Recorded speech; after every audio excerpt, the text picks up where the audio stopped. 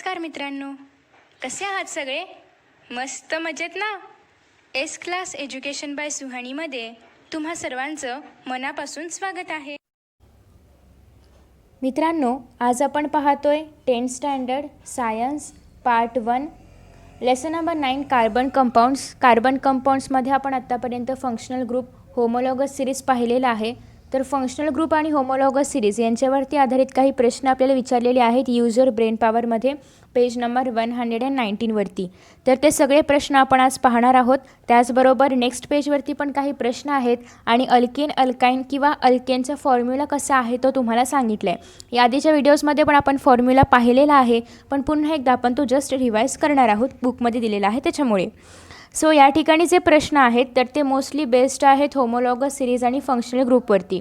So पहिला प्रश्न आपण बघूया. याआधी आपण होमोलॉगस सिरीज आणि फंक्शनल ग्रुप पाहिले आहे. सो लगेचच आपण फक्त प्रश्न पाहणार आहोत, त्याचे आन्सर्स आणि त्याचं मिनिंग वगैरे सगळं तुम्हाला या व्हिडिओमध्ये पाहायला मिळणार आहे. पहिला प्रश्न आहे की बाय हाऊ मेनी CH2, ज्याला की आपण मिथालाइन म्हणतो, म्हणजे फक्त CH2 आहे, या ठिकाणी CH2 एवढाच बॉन्ड आहे, ओके, ज्याला की आपण म्हणतो methylene. Units do the formula of the first 2 members of homologous series of alkanes. कुठे आहे तो चार्ट? तर पहिला जो चार्ट आहे तर तो होमोलॉगस सिरीज ऑफ अल्केन्सचा आपल्याला दिलेला आहे. या चार्टवरती आधारित प्रश्न आहे, त्याच्यामुळे हा चार्ट आपल्याला लक्षात ठेवायचा आहे. ओके, पुढे आपल्याला विचारलेलं आहे की या चार्ट्सवरून आधारित की 2 मेंबर्स आहेत. कोणते कोणते 2 मेंबर्स आहेत? मिथेन आणि इथेन.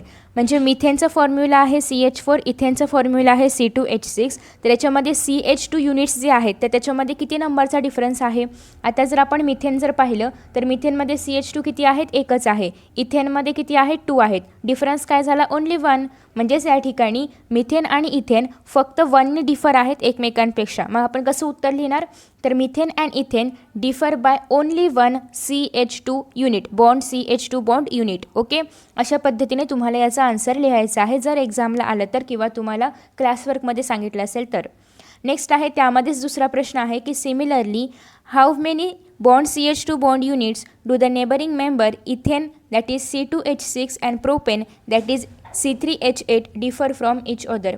जसं आता आपण मिथेन आणि इथेनचं पाहिलं तसंच सेम टू सेम प्रोपेन आणि इथेनचं पाहायचं आहे. प्रोपेनचे किती आहेत? 3 आहेत. इथेनचे किती आहेत? 2 आहेत. दोघांना डिफरन्स काय आहे? पुन्हा 1 आहे. म्हणजे या ठिकाणी पण आपण लिहिणार की ethane and propane also differ by only 1 bond CH2 bond unit. म्हणजे यांनी काय विचारलं होतं की CH2 युनिट्समध्ये काय डिफरन्स आहे? तर मिथेन आणि इथेनमध्ये पण एकचाच डिफरन्स आहे आणि इथेन आणि प्रोपेनमध्ये पण एकचाच डिफरन्स आहे, कारण ते कसे आहेत? सिक्वेन्समध्ये आहेत. जर ते सिक्वेन्समध्ये असतील तर CH2 नेहमी 1नीच जास्त कमी असणार आहे, नेहमी 1चाच डिफरन्स असणार आहे.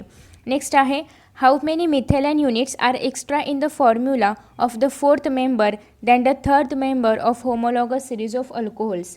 आता होमोलॉगस सिरीज ऑफ अल्कोहोल्समध्ये जर आपण पाहिलं तर आपल्याला सांगितलेलं आहे की चौथा मेंबर आणि तिसरा मेंबर आहे प्रोपॅनॉल, चौथा मेंबर आहे ब्युटेनॉल. तर याच्यामध्ये किती CH2चे बॉन्ड्स आहेत किंवा किती CH2 केलेलं आहे हे आपण आधीच्या व्हिडिओमध्ये पाहिलं होतं की हे कसं लिहायचं आहे. तर या ठिकाणी मिथेनॉल आणि इथेनॉल तर आपल्याला ऑलरेडी दिलेलं आहे. आता आपण प्रोपेनॉलचं पाहूया. 1 आहे, 2 आहे आणि याच्यामध्ये एक 3. त्याच्यामुळे प्रोपेनॉलमध्ये किती आहेत? CH2 3 आहेत. त्याच्यानंतर ब्युटेनॉलमध्ये जर आपण पाहिलं तर 1 आहे, 2 आहे, 3 आहे आणि हा एक 4 आहे. ओके, मग आता या ठिकाणी आपल्याला काय विचारलेलं आहे की 4thपेक्षा 3rdमध्ये किती एक्स्ट्रा आहेत? तर एक्स्ट्रा आहेत का? तर या ठिकाणी जर आपण पाहिलं तर फक्त CH2 म्हणजे एकच मिथालाइन हा 4thमध्ये एक्स्ट्रा आहे. म्हणजे 3 आणि 4 किती राहिले? एकच एक्स्ट्रा आहे. त्याच्यामुळे फक्त बॉन्ड CH2 एकच मिथालाइनचा युनिट फक्त एक्स्ट्रा आहे. सो तुम्ही या ठिकाणी लिहू शकता की only 1 unit of CH2 is extra. Okay, त्याच्यानंतर नेक्स्ट आहे how many methylene units are less in the formula of the 2nd member than the 3rd member of the homologous series of alkenes. आता या ठिकाणी आपल्याला alkynes सांगितलेलं आहे. कोणते कोणते मेंबर सांगितलेले आहेत ते लक्षात घ्यायचं आहे. 2nd आणि 3rd. 2nd आहे प्रोपिन, 3rd आहे आयसोब्युटीन सांगितलेलं आहे. आता प्रोपिनमधले CH युनिट ऑलरेडी लिहून दिलेत. आधी आपण आयब्युटीनमधलं लिहून घेऊया आणि मग आपण डिफरन्स फाइंड आउट करणार आहोत.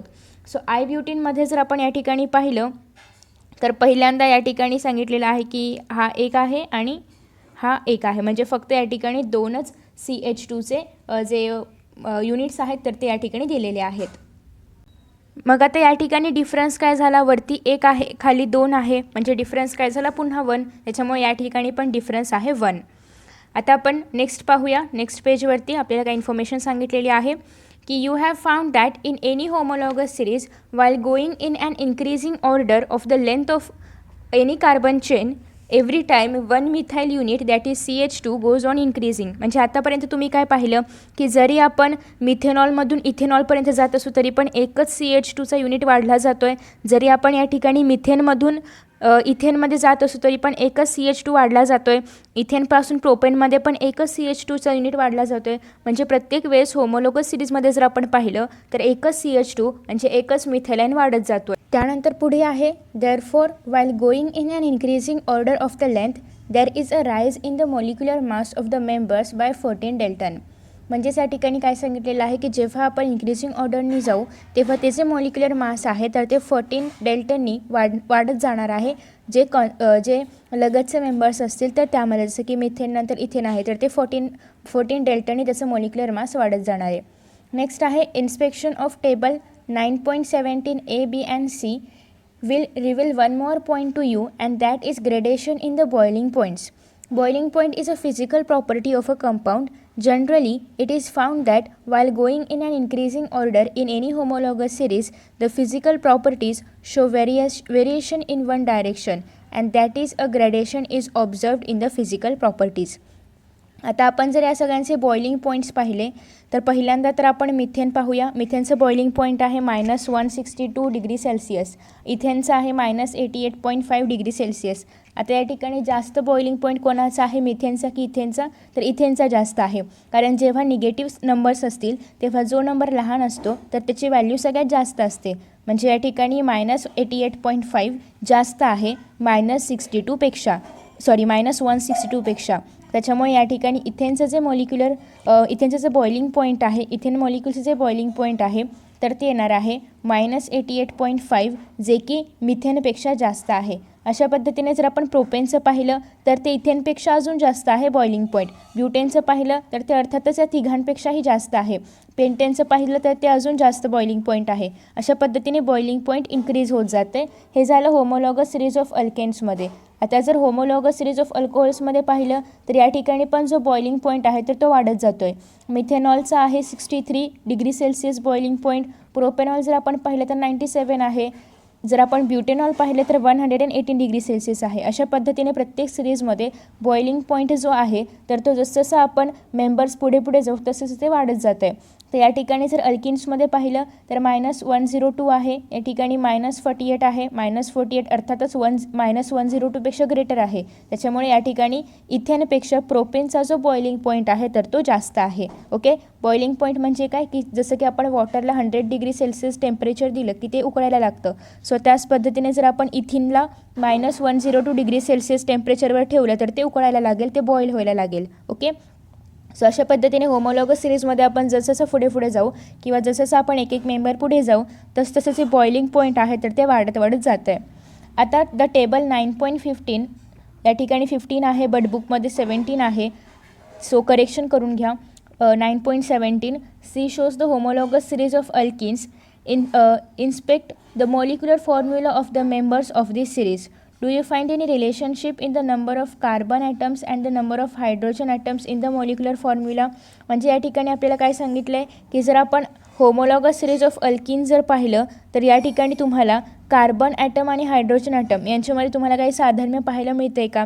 तर या ठिकाणी जर तुम्ही पाहिलं तर मोलिक्युलर मास ऑफ इथेन जर पाहिलं तर C आहे 2, H आहे 4. म्हणजे या ठिकाणी काय आहे की कार्बनच्या डबल काय आहेत, हायड्रोजनचे ॲटम्स आहेत. ओके, आपल्याला काय विचारलं आहे की या ठिकाणी तुम्हाला कार्बन ॲटम आणि हायड्रोजन ॲटम यांच्यामध्ये काही रिलेशन पाहायला मिळते आहे का मॉलिक्युलर फॉर्म्युलामध्ये? तर कार्बनपेक्षा हायड्रोजनचे ॲटम्स डबल आहेत. इथे पण जर आपण पाहिलं तर कार्बनपेक्षा हायड्रोजनचे ॲटम्स डबल पाहायला मिळत आहेत. तसेच पुन्हा जर आपण आयब्युटिनमध्ये पाहिलं तर कार्बनचे मॉलिक्युल्स 4 आहेत. 4 2 आर 8 म्हणजे हायड्रोजनचे मॉलिक्युल्स काय आहेत, 8 आहेत जे की 4च्या डबल आहेत. तर अशा पद्धतीने आपल्याला हे रिलेशनशिप पाहायला मिळतं आहे. त्याच्यानंतर पुढे आहे की if the number of carbon atoms in the molecular formula of alkynes is denoted by N, what will be number of hydrogen atoms? म्हणजे आता आपण एक रिलेशनशिप पाहिलं कार्बन आणि अल्किनमध्ये. मग त्यांनी काय सांगितलेलं आहे की या ठिकाणी जे अल्किनचे मॉलिक्युलर फॉर्म्युले आहेत त्याच्यामध्ये जर आपण कार्बन ॲटम्स एननी डिनोट केले, म्हणजे जर आपण इथिनमध्ये कार्बन जर आपण एन घेतलं तर एच काय होणार आहे, 2n होणार आहे, कारण हायड्रोजन ॲटम्स काय आहेत, कार्बनचे डबल आहेत. मग आता या ठिकाणी जर आपण N2 घेतलं तर हायड्रोजन काय होईल, 4 होईल. तर अशाच पद्धतीने जर आपण या ठिकाणी N3 घेतलं तर हायड्रोजन काय होईल, 6. म्हणजे जर आपण कार्बनचे ॲटम्स जर n घेतले तर हायड्रोजनचे ॲटम्स काय होत आहे, 2n. म्हणजेच कार्बनपेक्षा हायड्रोजन किती आहेत, डबल आहेत. मग यावरूनच अल्किनचा एक फॉर्म्युला तयार झालेला आहे मॉलिक्युलर फॉर्म्युला फाइंड आउट करण्यासाठी की CnH2n. हे जर तुम्ही लक्षात ठेवलं तर तुम्हाला कोणत्याही नावावरून, म्हणजे सपोज की तुम्हाला इथिन दिलं तर तुम्हाला इथिनचं माहिती आहे की नंबर काय येतो, 2 येतो. सो तुम्ही कार्बनच्या जागी म्हणजेच एनच्या जागी 2 लिहायचं आहे, C2. आणि या ठिकाणी परत एनच्या जागी 2 लिहायचं आहे, 2 2 जार 4 म्हणजे C2H4 हा तुमचा मॉलिक्युलर फॉर्म्युला अर्थातच तयार होणार आहे. तर यासाठी हे तुम्हाला इथे सांगितलेलं आहे. हे ऑलरेडी आपण जेव्हा अल्किन्स म्हणजे काय हे पाहिलं होतं तेव्हाच मी तुम्हाला सांगितलं होतं, अल्काइनचं पण सांगितलं होतं. सो तेच तुम्हाला इथे स्पष्टीकरण दिलेलं आहे की the molecular formula of the members of the homologous series of alkynes can be represented by a general formula CnH2n. So when the value of n is 2, जर या ठिकाणी nची व्हॅल्यू 2 असेल, we get the molecular formula of the first member of this series as C2H2 कारण या ठिकाणी hydrogen काय आहे, कार्बनच्या डबल आहे. सो 2n म्हणजे या ठिकाणी 2 × nची व्हॅल्यू काय घेतलेली आहे आपण, 2 × 2 काय होणार आहे, 4 होणार आहे. So therefore C2H4 when the value of n is 3, जर आपण nची व्हॅल्यू 3 घेतली तर सांगा hची व्हॅल्यू काय होईल, 2 × 3 6 होणार आहे. So C3H6. Okay, I hope तुम्हाला समजते, खूप इझी आहे. So what would be the general formula for the molecular formula of the numbers of homologous series of alkenes. आता अल्केन्सचा काय असेल, अल्केन्सचा तुम्ही बायहार्ट केला असेल, मी आधीच्या व्हिडिओमध्ये पण सांगितलं होतं की CnH2n+2 हा आहे अल्केन्ससाठी. सिंगल बॉन्ड अल्केन्ससाठी काय आहे, CnH2n+2. जस्ट या ठिकाणी +2 फक्त तुम्हाला घ्यायचं आहे. आता आपण सगळे फॉर्म्युले पुन्हा एकदा पाहूया. या ठिकाणी आधी आपण अल्केनचा पाहतोय. अल्केनसाठी काय आहे, CnH2n+2. त्याच्यानंतर आहे अल्किन. अल्किनचे की आत्ताच आपण पाहिलं की फॉर्म्युला कसा तयार झाला आहे, CnH2n. जस्ट कार्बनचा डबल घ्यायचा आहे तुम्हाला, हायड्रोजनचे ॲटम्स. आता अल्किन आपण पाहतोय. अल्किनसाठी आहे CnH2n-2. Okay, C2H2n-2. अशा पद्धतीने हे तीनही फॉर्म्युलेज आहेत ज्याच्या आधारे तुम्ही मॉलिक्युलर फॉर्म्युला काय असेल एखाद्या पर्टिक्युलर कंपाऊंडचा तो फाइंड आउट करू शकता.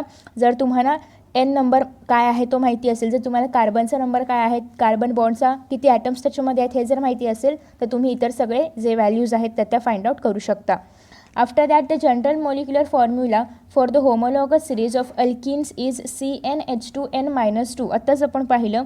Right down the individual molecular formula of the first, second and third members by substituting the value 2, 3 and 4 for n. आता आपल्याला सांगितलेलं आहे की कार्बनच्या व्हॅल्यूज काय आहेत, 2, 3 आणि 4 आहेत. तर तुम्हाला पहिल्या त्याचे मॉलिक्युलर फॉर्म्युला फाइंड आउट करायचे आहेत. आपला फॉर्म्युला आहे CnH2n-2. आता या ठिकाणी जर आपण nच्या जागी 2 घेतलं तर C2H2 × 2 - 2 म्हणजे C2H4-2 म्हणजेच या ठिकाणी C2H2 तयार होणार आहे. तुमचा जो फर्स्ट जो तुम्ही जर 2 वापरलं तर त्या ठिकाणी C2H2 तुमचा जो आहे तो तयार होणार आहे. Okay, so after that next आता आपल्याला सांगितलं आहे त्याच ठिकाणी तुम्हाला 3 घ्यायचं आहे. सो C3H2 × 3 - 2 म्हणजेच या ठिकाणी C3H6-2 म्हणजेच C3H4 तयार होणार आहे. ओके, तर अशाच पद्धतीने हे जे कंपाऊंड्स आहेत त्यांचा जो मॉलिक्युलर फॉर्म्युला आहे तर तो अशाच पद्धतीने तयार होणार आहे. ओके, सो आता तुम्ही 4 घेऊन ट्राय करू शकता. सो 4 घेऊन तुम्ही ट्राय केलं असेल. आता आपण पाहूया पुढे काय सांगितलेलं आहे.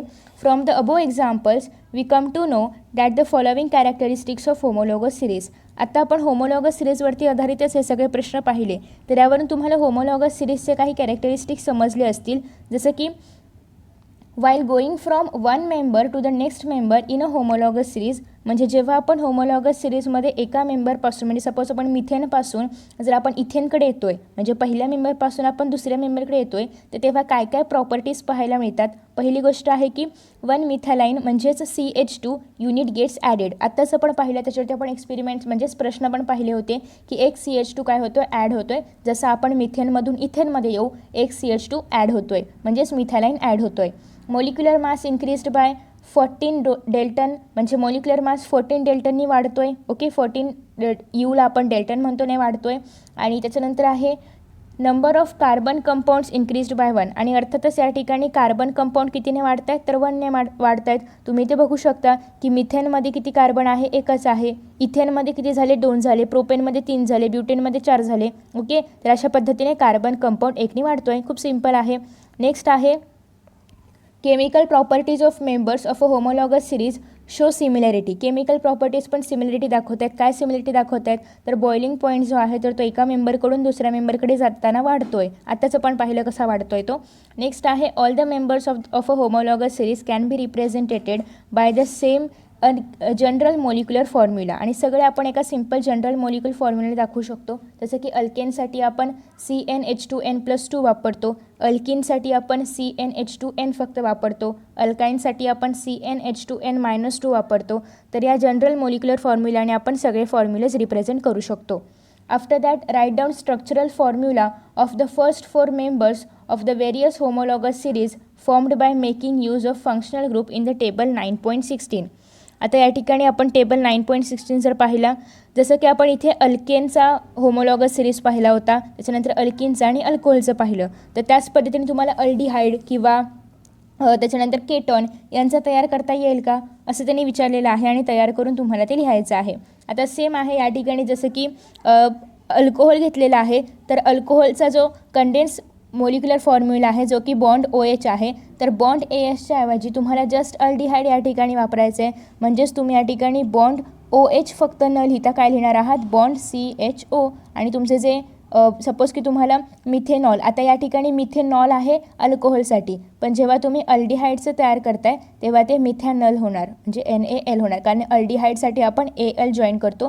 हे सगळं आपण बघणार आहोत IUPAC नेममध्ये त्याच्यामध्ये तुम्हाला हे समजेलच की आपण AL काय करतो किंवा कोणता फंक्शनल ग्रुप असेल तर आपण काय जॉईन करणार सफिक्स जॉईन करणार की प्रिफिक्स जॉईन करणार हे सगळं तुम्हाला IUPAC नेममध्ये पाहायला मिळणार आहे. सो इथे जर आपल्याला मिथेनॉल तयार करायचं असेल तर इथे आपण सिम्पल CH3 बॉन्ड CH2 असं लिहिणार आहोत आणि या ठिकाणी पुन्हा कार्बन असणार आहेत म्हणजे इथे जो CHOचा कार्बन आहे तर तो आपल्याला नाही घ्यायचा या ठिकाणी कार्बन असणार आहे 1 कारण हा एक ग्रुप आहे आणि या ठिकाणी H2चा बॉन्ड असणार आहे 1. ओके तर अशाच पद्धतीने तुम्हाला हे सगळे जे आहेत तर ते तयार करायचे आहेत. मग तुम्ही मिथेनॉल घेऊ शकता परत तुम्ही या ठिकाणी तुम्हाला केटॉन दिलेला आहे त्याचा पण तुम्ही वापर करू शकता किंवा कार्बोक्सिलिक ॲसिड असेल मग त्याचा इथेनॉइक ॲसिड होणार. जर तुम्ही कार्बोक्सिलिक ॲसिडचा फंक्शनल ग्रुप वापरत असाल तर ते इथेनॉइक ॲसिड होणार. ओके जसं की या ठिकाणी इथेनॉल झालं आहे ना तसं इथेनॉइक ॲसिड होणार. तर अशा पद्धतीने नावं त्याचे हळूहळू चेंज होतील. त्याच्यानंतर पुढे सांगितलेलं आहे की general formula of the homologous series of alkanes is CnH2n+2. Write down the molecular formula of 8th and 12th member using this. आता 8th मेंबर सांगितलं आहे म्हणजे या ठिकाणी Nची व्हॅल्यू काय असणार आहे 8 असणार आहे. So N is equal to आहे 8. सो CnH2n म्हणजेच या ठिकाणी आपल्याला Nच्या जागी काय लिहायचं आहे 8 लिहायचं आहे. So C8H2 × 8+2. So C8H into 2 8 × 2 काय होणार आहे 16 आणि 2 काय होणार आहे 18. सो C8H8 हे आहे तुमचं आन्सर. अशा पद्धतीने तुम्हाला फाइंड आउट करायचं आहे.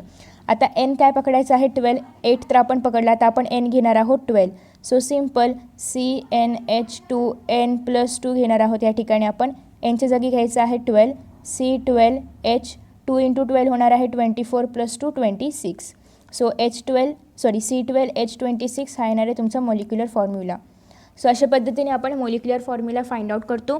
नेक्स्ट आहे नोमेनक्लेचर सिस्टीम. त्याच्यामध्ये आपण IUPAC नेम्स पाहणार आहोत. खूप इझी आहेत 4-5 स्टेप्समध्येच हे तुम्हाला कळणार आहे. सो नेक्स्ट व्हिडिओ पाहायला विसरू नका कारण हा खूप सगळ्यात महत्त्वाचा टॉपिक आहे IUPAC नेम्सचा. सो आणि याच्यानंतर आपला चॅप्टर खूप छोटूसा आहे तो पण आपण कंप्लीट करणारच आहोत. सो आय होप की तुम्हाला हा व्हिडिओ आवडला असेल. आधीचे व्हिडिओज पाहिले नसतील तर तुम्हाला त्या सर्वांची लिंक डिस्क्रिप्शन बॉक्समध्ये मिळणार आहे त्यावर जाऊन तुम्ही आधीचे व्हिडिओज पाहू शकता. So thank you for watching this video. See you in next video.